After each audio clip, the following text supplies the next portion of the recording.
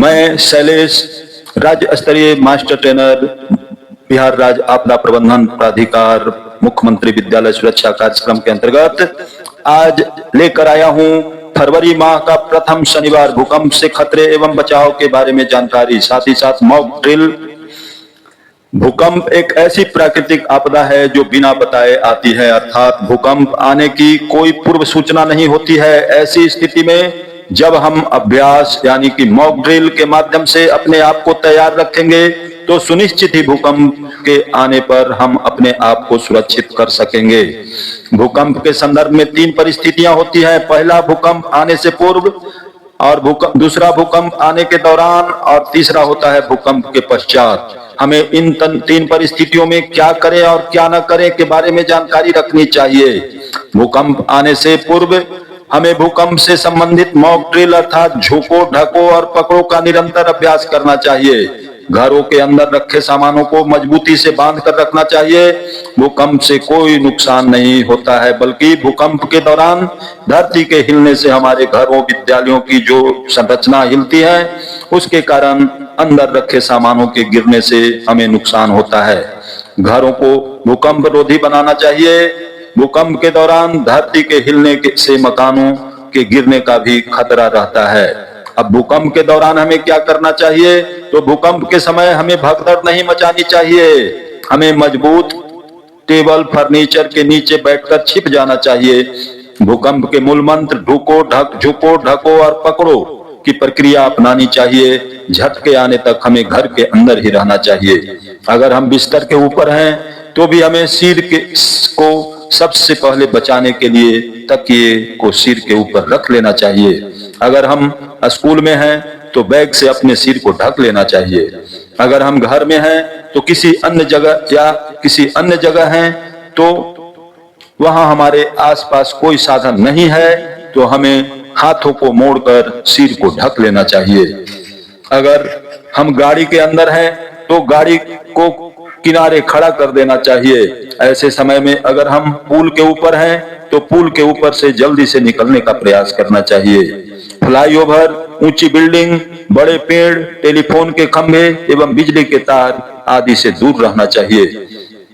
भूकंप के पश्चात हमें क्या करनी चाहिए? तो भूकंप के पश्चात जब झटके रुक जाएं तो हमें खुले मैदान में आ जाना चाहिए। मकान एवं विद्यालय के संदर्भ में यह ध्यान रहे कि हमें मकान के ऊंचाई से 1.5 गुना से ज्यादा दूरी पर खड़ा होना चाहिए। हमें भयभीत नहीं होने की आवश्यकता है। हमें पंक्तिबद्ध होकर बाहर निकलना चाहिए। हमारे आसपास कोई दिव्यांग है तो उसकी मदद करने की आवश्यकता है। हमें अफवाहों से हमेशा बचना है। अगर हम स्वस्थ बाहर निकल चुके हैं तो हमें घायलों की मदद करने की आवश्यकता है। अपने घर के सदस्यों की या विद्यालय में बच्चों की गिनती कर लेनी चाहिए कि कोई बच्चा अंदर तो नहीं रह गया है। अगर कोई भी अंदर हो तो उसे निकालने का प्रयास करना चाहिए। अब हम मॉक ड्रिल जो आप तस्वीर में देख रहे हैं, इसी प्रकार से हमें मॉक ड्रिल एक प्रक्रिया है जो किसी भी व्यक्ति या संस्था को आपदा से जुड़ी हुई तैयारी एवं प्रक्रिया के लिए सुनिश्चित और मजबूत करता है। किसी भी आपदा से बचने के लिए हमें मॉक ड्रिल की आवश्यकता होती है। विपरीत एवं चुनौतीपूर्ण परिस्थितियों का सामना करने के लिए किसी समूह द्वारा किए गए सामूहिक अभ्यास कार्य को मॉक ड्रिल कहा जाता है। शिक्षकों एवं बच्चों द्वारा इसके माध्यम से जीवन रक्षक तकनीकों का अभ्यास किया जाता है। मॉक ड्रिल के माध्यम से विद्यालय आपदा प्रबंधन योजना की वास्तविकता का पता चलता है। मॉक ड्रिल से पहले कुछ पूर्व की तैयारी आवश्यक है, जैसे शिक्षकों, बच्चों और अन्य कर्मचारियों को मॉक ड्रिल के बारे में स्पष्ट जानकारी होनी चाहिए। मॉक ड्रिल से पहले निकासी योजना तैयार होनी चाहिए। संकेत अलार्म नियमित घंटी से अलग होना चाहिए। कक्षा, प्रयोगशाला आदि के भीतर सुरक्षित स्थानों की पहचान जरूरी है। झुको, ढको और पकड़ो का अभ्यास सभी के लिए जरूरी है। प्रत्येक व्यक्ति को टेबल या बेंच के नीचे जगह नहीं मिल सकती। ऐसी स्थिति में अन्य सुरक्षित स्थानों की पहचान करना अत्यंत आवश्यक है। स्कूल बैग या अन्य सामग्री जिससे सिर को ढका जा सकता है, उसकी पहचान कर लें। आपातकाल में काम आने वाली सामग्री जैसे प्राथमिक चिकित्सा किट और उपयोगी उपकरणों की जांच कर लें। सर्वोत्तम परिणामों और सुरक्षा के लिए प्रत्येक व्यक्ति की भूमिका और जिम्मेदारी स्पष्ट होनी चाहिए। और मॉक ड्रिल के 7 चरण हैं, जिसे भी हमें भली भांति जानने की आवश्यकता है। पहला चरण है अलार्म बजाना, दूसरा चरण झुको, ढको और पकड़ो, और तीसरा चरण है पंक्तिबद्ध होकर निकलना। चौथा चरण सभा स्थल पर जमा होना, और पांचवा चरण संख्या की गिनती करना, और छठा चरण है बचाव की कार्रवाई, और सातवां चरण प्राथमिक चिकित्सा की कार्रवाई करनी है। मॉक ड्रिल के पश्चात, मॉक ड्रिल के दौरान विद्यालय से सुरक्षित बाहर आने के समय को नोट करें। मॉक ड्रिल के अनुभव, अवलोकन और परिणामों को नोट करें। मॉक ड्रिल के परिणामों में सुधार के लिए अनुभव और अवलोकन को सभी के साथ साझा करें।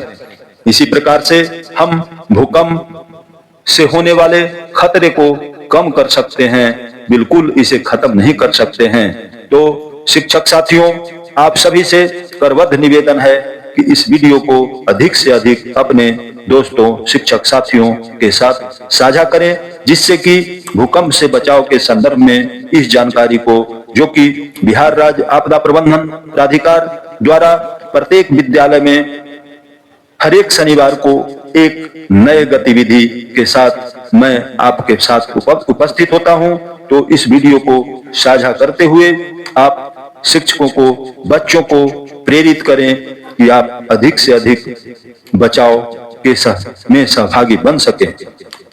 इस वीडियो में अंत तक बने रहने के लिए बहुत बहुत धन्यवाद। और इसी प्रकार से प्रत्येक शनिवार को एक नए वीडियो के लिए आप बेल आइकन को अवश्य दबा दें, और अभी तक जो चैनल पर नए हैं वे चैनल को सब्सक्राइब कर दें।